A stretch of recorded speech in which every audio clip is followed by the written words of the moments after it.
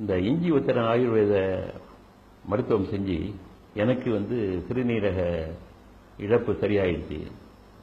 2 ஆண்டுகள் டயாலிசிஸ் பண்ண இருக்கும்போது என்னுடைய மகன் இதை பற்றி நம்ம ஊர் நூல் ஒன்று அமெரிக்காவில் அதை படிச்சுட்டு இதை பற்றி சொன்னார். சொல்லிட்டு அவரே இஞ்சி உத்தரம் எனக்கு போட்டுட்டு போனார்.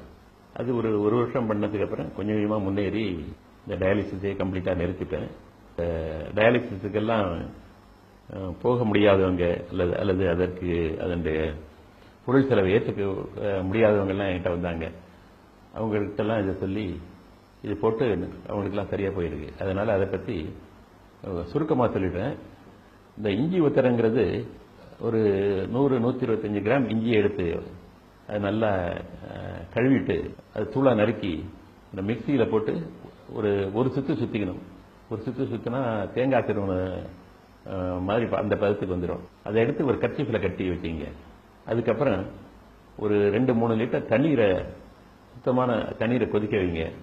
கொதிக்க வச்சுட்டு இந்த கர்ச்சீஃபில் கட்டி வச்சிருக்கிறத அது உள்ள புழிஞ்சு போட்டு மூடிட்டு ஒரு 30 நிமிஷம் அப்படியே வச்சிருங்க சிம்மில். இந்த மாதிரி ஒரு கைத்துண்டு இதை நல்லா இஞ்சி கொதிக்க வச்ச தண்ணிக்குள்ளார முக்கி இன்னொரு பாத்திரத்தில் நல்லா புளிஞ்சுக்கோங்க. இந்த 2 முனைகளையும் வச்சு நல்லா புளிஞ்சிட்டு அதுக்கப்புறம் உதறிட்டு பேஷண்ட்டை குப்புற படுக்க சொல்லி அவருடைய முதுகு பகுதியில் கீழ்ப்புறமாக இதை இந்த ஒத்தடம் கொடுக்க வேண்டிய துணியை நல்லா விரிச்சு விடுங்க. இந்த மாதிரி ஒத்தடத்தை தொடர்ந்து ஒரு அரை மணி நேரம் வரைக்கும் நம்ம கொடுக்கலாம். அரை மணி நேரம் கழிச்சு இந்த துண்டை எடுத்துட்டு ஒரு துணி வச்சு தொடச்சி நல்லெண்ணெய் வச்சு நல்லா ஒத்தடம் கொடுத்த இடங்கள்ல நல்லா தடவி விட்டுடணும்.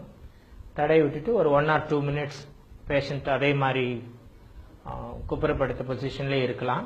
அதுக்கப்புறம் திரும்பி படுத்து ஒரு 2-3 மினிட்ஸ் ரெஸ்ட் எடுத்துட்டு அதுக்கப்புறம் அவங்கள படுக்க விட்டு எழுந்திருக்க சொல்லணும். ஆனால் இது மட்டும் செஞ்சால் போறாது. இது செய்யும்போது நாங்கள் சில உணவு கட்டுப்பாடுலாம் சொல்லியிருக்கோம். நீங்கள் அரை உப்பு சேர்த்துக்கணும். அப்புறம் தினமும் கொஞ்சம் ஓமம் சேர்த்துக்கணும். சாப்பாட்டுக்கு அப்புறம் 3 தடவை மஞ்சள் பொடி அரை டீஸ்பூன் சாப்பிடணும். சில காயெல்லாம் நாங்கள் தவிர்க்க சொல்லியிருக்கோம். வாழைப்பழம், முட்டைக்கோஸ், முட்டையோட மஞ்சள் கரு, முக்கியமாக நீங்கள் தவிர்க்க வேண்டியது தக்காளி. அதுக்கப்புறம் இந்த இஞ்சி உத்தரம் போட்டுக்கும் போது அமைதியாக இருக்கணும். போடுறவங்களும் போட்டுக்கிறவங்களும் தூய்மையாக இருக்கணும். அது ரொம்ப அவசியம். உங்களுக்கு விளக்கமாக வேணும்னாக்கா என்னுடைய இமெயில் அட்ரஸ் shan1938 @yahoo.com